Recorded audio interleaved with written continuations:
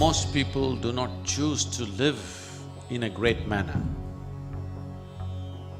They have an aspiration, at least they want to die in a great way. Dying gloriously means death leading not just to disposal of body, but death leading to an ultimate liberation. That little aspiration brought millions of people to Kashi to die. It almost became like a city of death. On an average in Kashi, every day about 40 to 50 bodies are burnt. Just sit there for 3 days. If you sit in sadhana there just for 3 days, you will see what a difference it will make. Simply because this energy is being forcefully ejected from the nominal amount of energy, and if you know how to use it, this is the reason why all the certain types of yogis are doing sadhana, including Shiva himself, always doing sadhana in the cremation ground, because without harming any life, you still can make use of life. Khalabhairava. It's called Bhairavi Yatana. That means when the moment of death comes, for all that you have been, your whole many lifetimes plays out in a moment with great intensity. And whatever pleasures and sufferings and pains that need to happen to you will all happen. It would have spread over many lifetimes, but all that will happen to you in a microsecond, but with the kind of intensity that you cannot hold. So this is called as Bhairavi Yatana.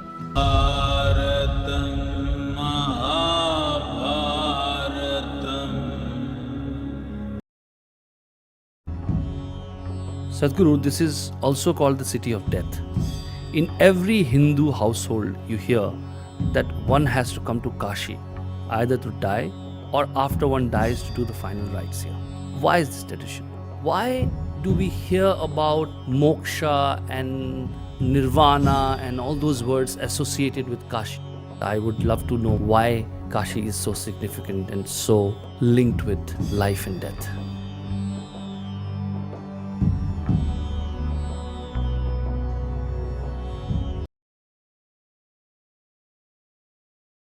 Most people do not choose to live in a great manner. They have an aspiration, at least they want to die in a great way. Dying gloriously means death leading not just to disposal of body, but death leading to an ultimate liberation. That little aspiration brought millions of people to Kashi to die. It almost became like a city of death. People want to die here. What is exactly death? Is the decaying of body or the dying of body is death? On one hand, my body is dying, and my thoughts, my ideas are becoming something which the world suppose embraces, and they live without me. So is it, would you call it death? What would you define death as? Have you ever died? Did you die and come back? No. In your experience, no, isn't it? Somebody else may say so, it doesn't matter. In your experience, no. Did you ever see somebody who died and came back? I haven't seen anyone. No. Have you ever seen a dead man? Yeah. You seen a dead man? I've seen dead body. Dead body you have seen. Have you seen a dead man? I don't think so. So you have not seen one, you have not met one, nor have you experienced. So where did you get this idea that you will die? It is learned thought. That's what. It is a fiction of the ignorant, created by the ignorant. There's no such thing as death. There's just life, life and life, moving from one dimension to another. So only when people are ignorant and their vision of life and their perception of life is very limited to physical nature of the existence, then they will think of life and death. Otherwise, there's just life and life. It's common knowledge that one is born. The life process, you didn't just pop out like pop and fell here like a baby. Slowly you evolved in the mother's womb, isn't it? Life slowly infused itself into the flesh, and what is your mother's flesh slowly became you. because you invaded that pot and that became you. It's happened slowly. So even when you die, you ever spent some time with a dead body? You will see up to 11 to 14 days, fingernails will grow, facial hair will grow. All hair will grow, but because if somebody has shaved, you can see it's growing. The prana doesn't leave the system immediately. You're dead for practical purposes. For the world, you are dead. For yourself, you're not fully dead. That will take 11 to 14 days. That's the reason the karmas and kriyas are done the way it is done. When you burn the body, it's just instantly out, everything is finished. You must go to Manikarnik Ghat and see. On an average in Kashi, every day about 40 to 50 bodies are burnt. Just sit there for 3 days. If you sit in sadhana there for just for 3 days, you will see what a difference it will make. Simply because this energy is being forcefully ejected from the bodies. It is almost like human sacrifice, because the energy is being forcefully thrown out and there's a phenomenal amount of energy, and if you know how to use it, this is the reason why all the certain types of yogis are doing sadhana, including Shiva himself, always doing sadhana in the cremation ground, because without harming any life, you still can make use of life. And especially when fire is there, the element fire creates a certain aura or a certain sense of akash around it always. Akash is significant for human perception. Only where there is akash, a strong presence of akash, one's ability to perceive is enhanced. So here both are happening. One thing is lot of energy being ejected out of the remaining aspect of prana is being thrown out because body is being destroyed, the foundations are being taken away. And there is fire. Together, it is a very conducive atmosphere for one who wants to know, for one who wants to heighten his own energies. So cremation grounds have always been so. Sadhguru, also one more thing one hears about and a lot is Khalabhairava and death. I have not read much about it, but have heard a lot about it. Would like to know the connection between Khalabhairava and death.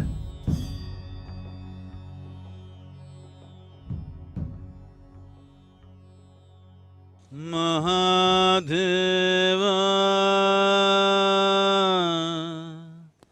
Mahesh Kala Khalabhairava Maharatre.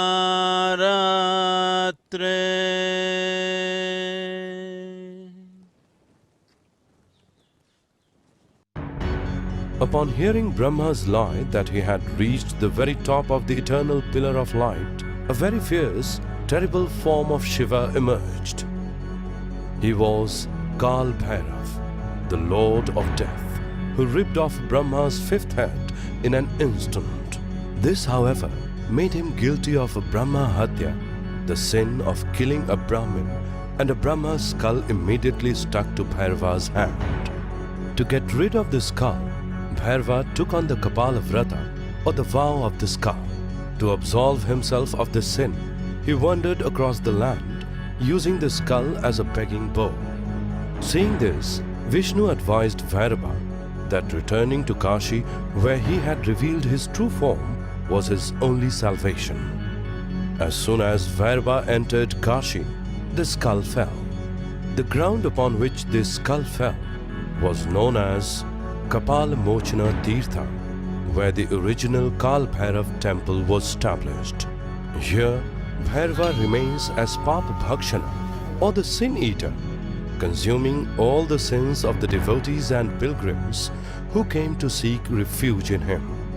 Thus, Kashi is known as Mahasmashana, the ultimate cremation ground. Right now we are in front of Manikarnik. Right next to that is the Khalabhairava temple. What you see there is Khalabhairava temple.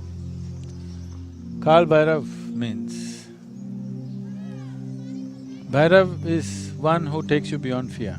Khalabhairava is the fear of time. It is the fear of time, it's not the fear of death. Time is the basis of fear. If you had limitless amount of time, it wouldn't matter, isn't it? It is time is running out. If something happens, time is the issue. If something doesn't happen, time is the issue.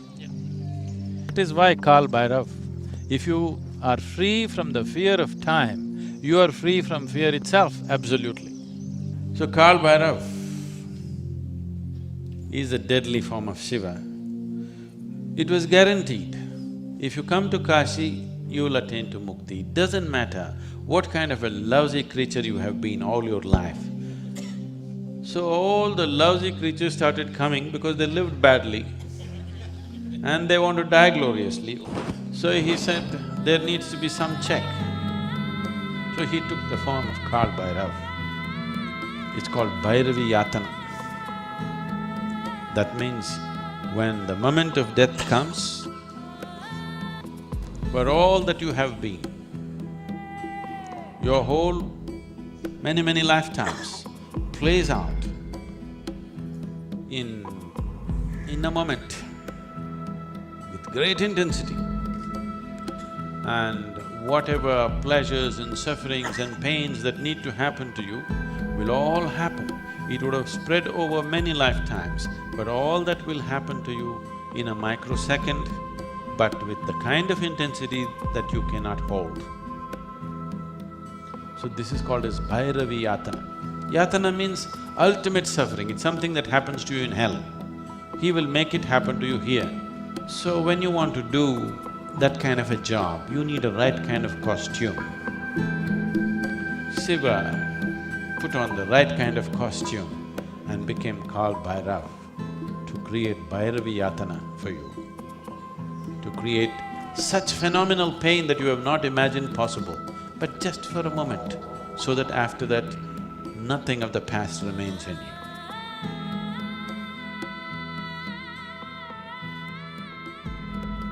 It is said that whoever commits a sin in the city of Kashi will be doomed by Khalabhairava to wander as a pishacha in a tortured, disembodied state.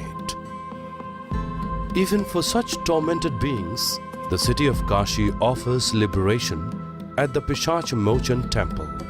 This wretched state is far worse than that of the Bhairavi Yatana, as the torturous lifespan of a pishacha is 3 lakh years. Pishachmochan, said to have once been a pishacha himself, was assigned by Khalabhairava to carry out this role of delivering even the most sinful into ultimate liberation.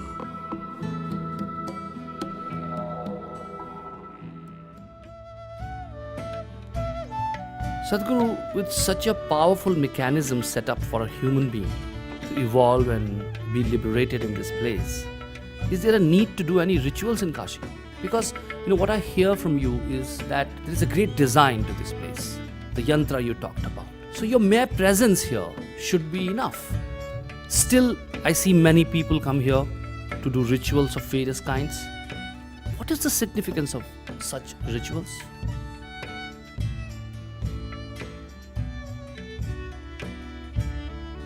Kashi is full of rituals. It was the center of rituals. There is nothing as surefire as doing something internally. That is the best way to do it. So once you've been initiated into your process, that is what you should depend on. Why these things are built is, it's for the public. They do not know how to do anything with themselves, but they know enough that something needs to be done with them. So when that is the case, an instrument like this and the complex rituals that came along with the instrument are very useful because it handles people en masse. There was something called a Saptarishi puja. Saptarishis means the 7 sages who were the first disciples of Shiva. They were to leave to carry this message and go. When they asked him, how should we worship you? He taught them a method. He said, you do it this way, I will be there. That method was taught to them and they taught to the people, and today it continues in the same tradition, the way Shiva taught it to the seven sages. That process they started off. And they did it in such a way, stacks and stacks of energy they built. This may not be tangible for other people, for me it's a living reality. And people will just burst into tears, they don't know what it is. Those who are doing it, they do not know how it happens. But they're sticking to the procedure that's been taught to them and making it happen. See, the guy who's driving this boat does not know how to build an engine, he's just learned to use it and it works. So they just learned to use it. As the Saptarishis would have done, 7 people sat down there and they did this and it was a phenomena. I've never seen anything so energetic in any temple. I've been to quite a few. Wherever I feel it's an energy center, I go. I don't go there to pray, I don't go to ask, I've never done abhisekams and pujas in any temple in my life, okay? But this is a phenomenal science. You must come and sit in the Dhyanalinga temple. No ritual, no mantra, no puja, no nothing. It's always in total silence. Just come and sit there and see, because it's essentially created for meditativeness. People who have no idea what's meditation, people who have no instruction, without an instruction, you can make people meditative. So these are technologies, these are not belief systems. Great. Technology is gone bad. My last question to you is, when somebody comes to Kashi, what is a must one should experience here? First of all, to come prepared a little bit. I would say, if you're traveling to Kashi, at least for 3 months, get initiated to some simple meditative process. Meditate for some time, make yourself little more sensitive and come. Leave all your beliefs at home and come. Thank you, It was really a pleasure.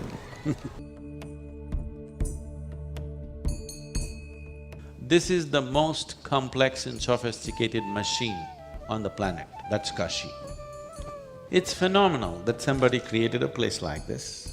We bow down to them for the intelligence behind it, the competence behind it, the vision behind it, the compassion behind it, to make it available to everybody. This is what the world needs, not dogma, not philosophies, not belief systems. Human ability to go beyond our sense organs and be able to perceive something which is right now considered beyond. This is the only way a human being will know. This is the only way a human consciousness will expand.